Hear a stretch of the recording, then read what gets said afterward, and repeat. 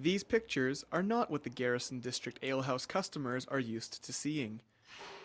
Just weeks after a blaze ripped through the walls for 6 hours, demolition crews have begun tearing up the remains of the beloved restaurant.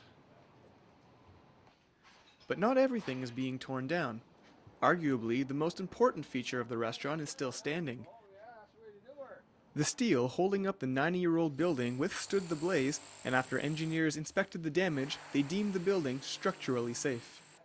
Inside, though, the bar was virtually untouched.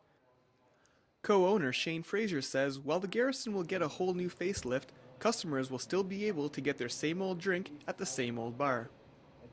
You know, the bar is a big part of the Garrison. It's a beautiful bar, we think, and the big vaulted ceilings are still here, so they're a huge part of the Garrison as well. So if we can maintain those, then what we do, we think is just going to add to the character. They will have to refinish it, but they'll strip it all down, and they'll state it and bring it back to life, so it should be good.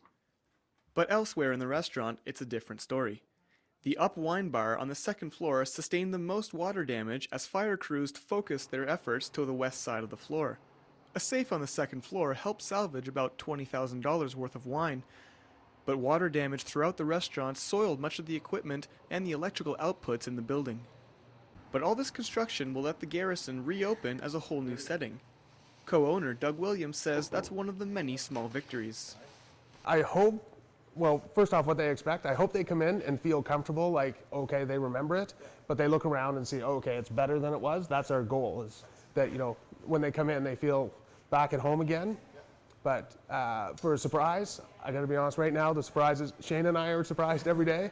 And things, you know, like with the brick wall, the exposed brick, we're really hoping that we can save that exposed brick and do that, because that, I think, would add a really nice touch to the space. And so, yeah, there's lots of things, you know, in any bad situation, there's good that comes out of it too, and so it'll be good.